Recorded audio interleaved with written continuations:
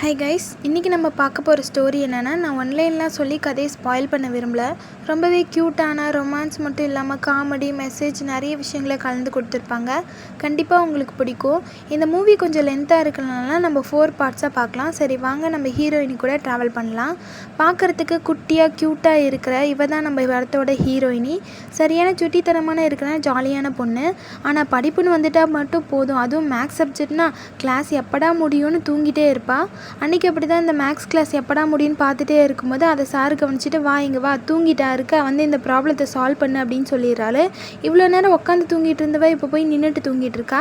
இந்த மண்டைக்குள்ளே அப்படி என்ன தான் இருக்குது, ஒரு டேபிள் கூட தெரியாதா, இன்னும் 2 நாளில் யூனிவர்சிட்டி எக்ஸாம் வரப்போகுது, இந்த லட்சணத்தில் நீ இப்படி இருந்தால் எப்படி பாஸ் பண்ணுன்னு அவரும் அவரோட ஸ்டைலில் ஒரு அடி கொடுத்துட்ருக்கிறாரு. ஹீரோயினோட ரியாக்ஷனே இதுதான் போல், டெய்லியும் வாங்குறதா நாட்டுக்குது. ஆளை விட்டால் போதுன்னு போய் திரும்பியும் உட்காந்துக்கிறா. கிளாஸ் முடிய இன்னும் எவ்வளோ நேரம் இருக்குன்னு அங்கே இருக்கிற வாட்டர் ட்ராப்ஸை வச்சு கிளாஸ் முடிய இன்னும் எவ்வளோ நேரம் இருக்குன்னு பார்த்துட்ருக்கா. வீட்டுக்கு வந்து அவள் அம்மா இப்படி அப்பா மாதிரியே மேக்ஸில் வீக்காக இருக்கான்னு புலம்பிகிட்டே இருக்காங்க. போதுமா, சும்மா எதையாவது சொல்லிகிட்டே இருக்காத, முதல்ல நீ இந்த ஹிஸ்டாரிக்கல் ட்ராமாவை பார்க்குறத நிறுத்தி இதை பார்த்துட்டு இருக்க அப்படின்னு கடுப்பாகி எந்திச்சு போயிடுறா. ஹீரோயினிக்கு ஒரே ஒரு ஃப்ரெண்டு மட்டும்தான் இருப்பாள். அவளோட பேர் சோ. அவளுக்கு அடிக்கடி நோஸில் ப்ளீடிங் வந்துகிட்டே இருக்கும்.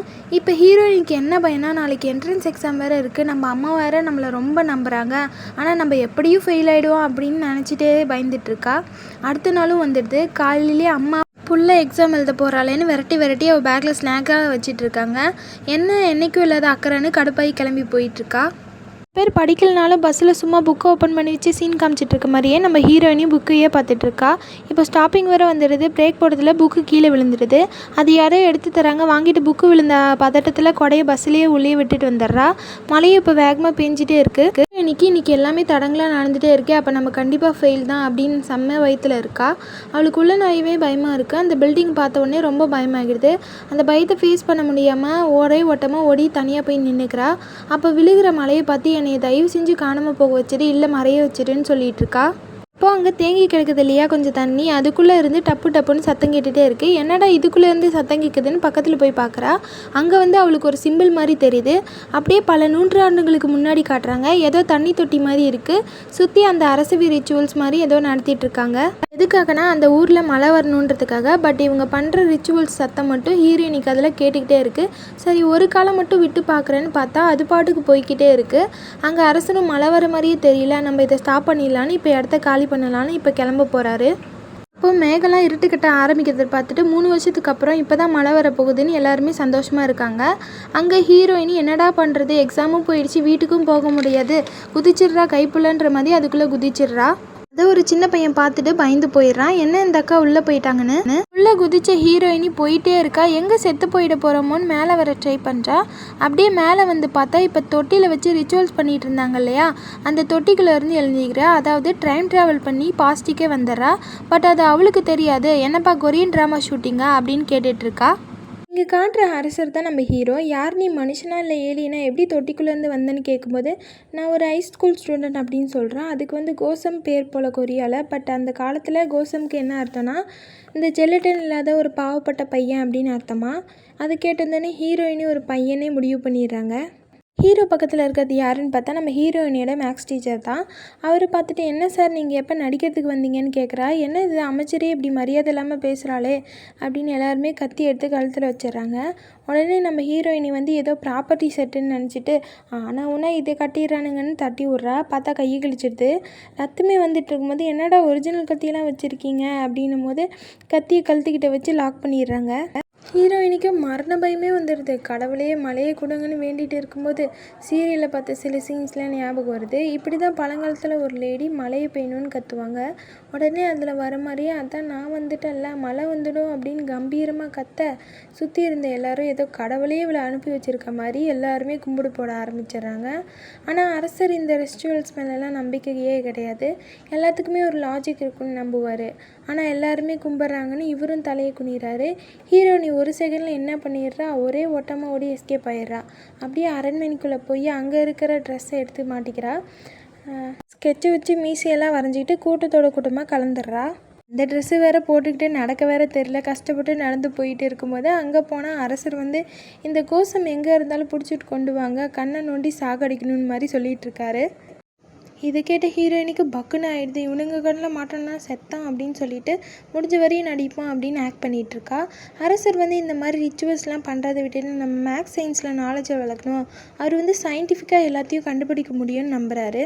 ஆனால் அவங்க என்ன காலகட்டத்தில் வாழ்ந்துட்டு இருக்காங்கன்னா, கொரியாவோட எழுத்து வடிவமே இன்னும் கண்டுபிடிச்சிருக்க மாட்டாங்க. ஸோ இவரோட சிந்தனைக்கும் செயல்பாடுகளுக்கும் யாருமே அங்கே ஒத்து போக மாட்டாங்க. என்ன இப்படி அரசர் இயற்கையை சயின்ஸு மேக்ஸை வச்சு கணிக்க முடியும்னு இப்படின்னு வளரிட்டு இருக்காருன்னு சொல்லிட்டு இருப்பாங்க. சவைனாவே வில்லன் இருக்க தானே செய்வாங்க. அங்கே ஒருத்தர் இருக்கார், அவரோட பொண்ணு தான் இந்த நாட்டோட அரசி.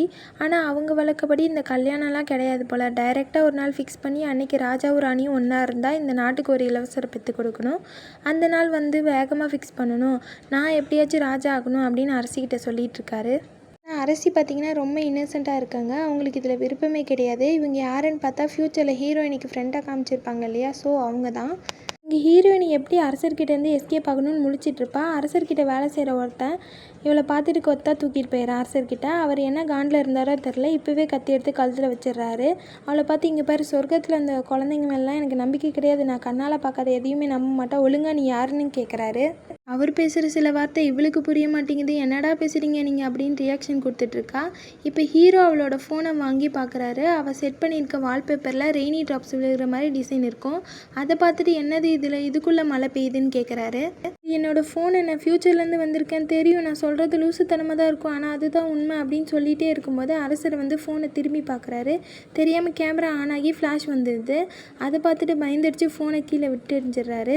இப்போ ஃபோன் கீழே விழுந்து ஆஃப் ஆகியிருக்கும். இப்போ திரும்பி எடுத்து பார்த்துட்டு உள்ளே இருந்த மழை என்னாச்சுன்னு கேட்குறாரு. ஐயோ அரசரே, ஃபோன் சுவிட்ச் ஆஃப் ஆகி விட்டது அப்படின்னு சொல்லிட்டு இருக்கா. நீ ஒன்று கூட புரிகிற மாதிரி பேச மாட்டியா அப்படின்னு சொல்லிகிட்டே இருக்கும்போது பக்கத்தில் இருக்கவன் சும்மா இருக்காமல் ஒத்த கையை அறுத்து எடுத்தால் சரியாகி விடும் அரசரே அப்படின்னு சொல்லிட்டு இருக்கான். அப்படியே சொல்கிறேன், எங்கே அந்த கையை பிடி அப்படின்னு கத்தி எடுத்து வெட்ட போயிடுறாங்க. ஹீரோயினுக்கு உயிரே போயிடுது.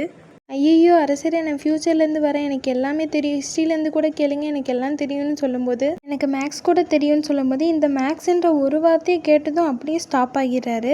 என்ன உனக்கு மேக்ஸ் தெரியுமா அப்படின்னு சொல்லி கூட்டிகிட்டு போய் இந்த பித்தாகரஸ் தியரம் சம்மை சால்வ் பண்ண சொல்கிறாரு. அவங்களுக்குன்னு சொந்த மொழி இல்லாதனால இன்னொரு மொழியில் தான் அந்த எழுத்துக்கெல்லாம் எல்லாமே இருக்குது. அதை பார்க்குற ஹீரோயினுக்கு என்னடா இது ஒன்றுமே புரியல, என்ன லாங்குவேஜ் இது அப்படின்னு யோசிச்சுட்டே இருக்கும்போது இந்த பிக்சரை பார்த்தோன்னே புரிஞ்சுக்கிறா. இது பித்தாகரஸ் தியரம் அப்படின்னு சொல்லிட்டு உடனே ஃபாஸ்ட்டாக பவுச்சிலேருந்து பேனாவெல்லாம் எடுத்து டயக்ராம்லாம் சால்வ் பண்ண ஆரம்பிக்கிறா. சார் வந்து எப்படி உன்னால் மை வைத்து எழுதாமல் எப்படி உன்னால் எழுத முடிகிறதுன்னு கேட்க, அதுவா இது பேர் தான் சார் பேனா அப்படின்னு சொல்லிட்டு எக்ஸோட வேலையெல்லாம் கண்டுபிடிச்சி ஆன்சர்லாம் எழுதி கொடுக்குறா. அரசர் பார்த்துட்டு அசந்து போயிடுறாரு. ஏன்னா மாதக்கணக்காக சால்வ் பண்ண ஒரு டீமே வேலை செஞ்சிட்ருக்காங்க. அரசர் அப்படின்னா உனக்கு நிறைய விஷயம் தெரிஞ்சிருக்கு, உனக்கு தெரிஞ்ச எல்லாத்தையும் எனக்கு சொல்லி கொடுத்தாதான் தண்டையிலேருந்து உன்னை விடுவிப்பேன் அப்படின்னு சொல்கிறாரு. இதை சால்வ் பண்ணதுக்கு பரிசாக ஒரு தங்கத்தை எடுத்து கொடுத்து அடுத்த மழை எப்போ வருதோ அப்போ நீ கிளம்பலாம், அது வரைக்கும் இதை செலவுக்கு வச்சுக்குவோன்னு சொல்லிட்டு கிளம்புறாரு. இப்போ அரசர் கூட இருந்தாலையா அவன் தான் இப்போ ஹீரோயினியை கூட்டிகிட்டு போய் ஒரு வீட்டில் ஸ்டே பண்ண வைக்கிறான். அதுக்கு பதிலாக அந்த தங்கத்தை வாங்கிக்கிறான். ஹீரோயினி சேஞ்சு கொடுப்பான்னு கேட்குறான். அவன் வந்து தண்ணி குடிக்கிற காப்பியை கொடுக்குறான். அடுத்த நாள் அரசருக்கு பாடம் சொல்லி கொடுக்கறதுக்காக கிளம்பிட்டுருக்கா. அதுக்காக அவளுக்கு ஒரு யூனிஃபார்ம் மாதிரியே போட்டு விடுறாங்க மேக்ஸ் டீச்சர். ஹீரோயினி வந்து எவ்வளோ அழகழகான பாவாடையெல்லாம் இருக்குது, போய் இந்த ட்ரெஸ்ஸை போட்டு விடுறீங்களே அப்படின்னு அடமுடிச்சிட்ருக்கா. இப்போ பாவாடை போட்டால் மட்டும் நீ பொண்ணா மாதிரி அரசரை கல்யாணமாக பண்ணிக்க போகிற, நல்ல வேளை நீ பையனாக பிறந்துட்ட அப்படிங்கிறாரு. அப்போ தான் ஹீரோயினுக்கே தெரியுது, சரி ஓகே நம்ம இப்படி தான் மெயின்டைன் பண்ணிக்கிட்டா தான் நமக்கு சேஃப்னு சொல்லிட்டு ஒரு பையன் மாதிரியே நடிக்கிறா. ஃபஸ்ட்டு இந்த அரசரோட பேர்லாம் தெரிஞ்சுக்கலான்னா அலமாரி இருக்க புக்கெல்லாம் எடுத்துகிட்டு இருக்கா. அரசர் அவளோட கழுத்தை பிடிச்சி தரன்னு இழுத்துட்டு போயிட்டு இருக்காரு. விஷயம் என்னென்னா அவங்களுக்கே இன்னும் நம்பர்ஸே தெரிஞ்சிருக்காது. ஹீரோயினுக்கு செம்ம வசதியாக போயிடுது. இப்போ நமக்கு மொத்த திறமையும் காட்ட வேண்டியதான் அப்படின்னு கெத்தா, என்ன இன்னும் நம்பர்ஸே தெரியாமல் அதுக்குள்ளே என்ன பித்தாகரஸ் தியரம்லாம் பண்ணிகிட்ருக்கீங்க, ஃபஸ்ட்டு நம்பர் சொல்லித்தரேன் கற்றுக்குங்கன்னு சொல்லிகிட்டு இருக்கா. ஃபார்முலா அது ஹீரோயினுக்கே அறக்குறை தான். எதுக்கு இந்த ஃபார்முலா, ஃபஸ்ட்டு நம்பர் சொல்லி அதுக்கு டெஸ்ட்டெல்லாம் வச்சு அதில் நீங்கள் பாஸ் ஆனால் தான் இந்த ஃபார்முலாலாம் அப்படின்னு சொல்லிகிட்டு இருக்கா. என்ன இப்படி ஆணவமாக பேசுகிறாளே, எப்படி நீ என் கண்ணை டைரெக்டாக பார்த்து பேசுகிற, அந்தளவுக்கு தைரியம் எப்படி இருக்குது உனக்கு அப்படின்னு கேட்கும்போது, ஐயோ இது வேறையா, உங்களை பார்க்காம எப்படி சார் சொல்லித்தரது, அவனை பார்க்காம கண்ணை உருட்டிறா. ஏன்னா ஹீரோயினுக்கு கொஞ்சம் பயமாயிடுது. நல்லது தான், இப்படி ஒரு ஆள் என்னோட பக்கத்தில் இருந்து ரொம்ப நாளாச்சு, எப்போ பார்த்தாலும் கவுந்து வணக்கம் வச்சுட்டே இருக்கானுங்கன்னு அரசர் சொல்லிகிட்டு இருக்காரு. ஹீரோயினி அரசருக்கு வந்து 1 2 3லாம் சொல்லி கொடுத்து டேபிள்லாம் சொல்லி கொடுத்து டெஸ்ட்டு வச்சு கரெக்ட் பண்ணிகிட்ருக்கா. ஆன்சர்லாம் கரெக்டாக இருந்தால் போதும், ஆனந்தத்தில் துள்ளி குதிக்கிறாரு அரசர். தப்பாகிடுச்சுன்னா போதும் மூஞ்சி தூக்கி வச்சுக்கிறாரு. ஹீரோயினி பயங்கரமாக கெத்து கட்டிகிட்டு இருக்கா. அரசரும் சும்மா இல்லை, அப்பப்போ அவருக்கு எடுபிடி வேலை பார்க்க சொல்லி இந்த கிளாஸ் எடுக்கிறேன்ற பேரில் அவள் பண்ணுறதுக்கு பதிலாக பழி வாங்கிட்டு இருக்காரு. இப்போ ஹீரோயினி பேக்கில் ஒரு ஃபுட் ஐட்டம் இருந்தது இல்லையா, அதை அரசர் ஆட்டையை போட்டு வச்சுட்டு என்னடா இதுன்னு பார்க்கும்போது அந்த காலத்தில் பாம் அப்படி தானே இருக்கும், இவள் அணுகுண்டு தான் தூக்கிட்டு வந்துட்டான்னு சொல்லி நெருப்பில் பற்ற வச்சு தூரமாக தூக்கி போட்டுட்டு பதுங்கிட்டு இருக்காரு. அந்த சமயம் பார்த்தா அந்த அரசரோட எடுபுரி வேற இவர் செம்ம டென்ஷன் ஆயிடுறாரு. இவனுங்க வேற கூப்பிட்டா மட்டும் வந்து தொலைக்கிறான்னு வாழை விட்டு எறிகிறாரு. அவருக்கு இந்த மேக்ஸ் மேலே கொஞ்சம் இன்ட்ரெஸ்ட் இருக்கும். ஸோ கையில் எழுதி வச்சு கிடைக்கிற டைம்லலாம் வச்சு பாடிட்டே இருக்கார். அடுத்து எப்படின்னா டேபிள்ஸ்லாம் ரைம்ஸ் மாதிரியே பாடி சொல்லி கொடுக்க போகிறா ஹீரோயினி, அதுவும் வித் பேக்ரவுண்ட் மியூசிக்கோட. இந்த மியூசிக் போடுவான். ஹீரோயினி ரைம்ஸ் பாடும்போது அரசர் மட்டும் ஆன்சர் கரெக்டாக சொல்லிடணும். அப்பப்போ லைட்டாக தப்பாக சொல்லிடோட உடனே ஹீரோயினி அவள் மேக்ஸ் சார்கிட்ட அடி வாங்குற மாதிரியே அரசரை தலையில் அடிச்சிட்றா. ஒரு நிமிஷம் அரசருக்கே பக்குன்னு ஆகிடுது. அங்கே மீன் கத்தி எடுத்து கழுத்துலேயே வச்சிடறான். இப்போ தான் ஹீரோயினிக்கு கொஞ்சம் ஓவராக தான் போயிட்டோமோ அப்படின்றது புரியுது. ஆனால் அரசர் ஓகே பரவாயில்லன்ற மாதிரி காண்டு உள்ளே இருந்தாலும் இந்த மெத்தட் அலோவ் பண்ணிக்கிறாரு. அப்போ தான் நல்லா படிக்க முடியும். எங்கே திரும்பி ரைம் சொல்லு, நான் ஆன்சர் சொல்கிறேன்னு திரும்ப அரசர் தப்பாக சொல்ல தலையிலேயே ஒரு அடியை கொடுத்துட்டு சந்தோஷமாக இருக்கா. இப்போ பொறுமையாக சொல்ல அப்படின்னு சொல்லும்போது அவள் ரைம்ஸ் பாடும்போது தப்பாக சொல்லிடுறா. உடனே சிக்கனியா செத்த அப்படின்ற மாதிரி இப்போ அரசர் புடிடா அவள் கையை என்ன அடி அடிக்கிறா அப்படின்னு கட் பண்ண போயிடுறாரு.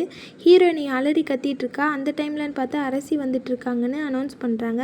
வேகமாக கேப்லாம் மாற்றி போட்டுட்டு ஃபார்மில் உட்காந்துட்ருக்காங்க. இதோட இந்த ஃபர்ஸ்ட் பார்ட் முடியுது. வீடியோ பிடிச்சிருந்தா சேனலை சப்ஸ்கிரைப் பண்ணிக்கோங்க. அப்படியே வீடியோ லைக் பண்ண மறந்துடாதீங்க. அப்போ தான் நிறைய பேருக்கு ரெக்கமெண்டேஷன் ஆகும். உங்கள் ஃப்ரெண்ட்ஸ் அண்ட் ஃபேமிலிக்கும் ஷேர் பண்ணி விடுங்க. Thanks for watching.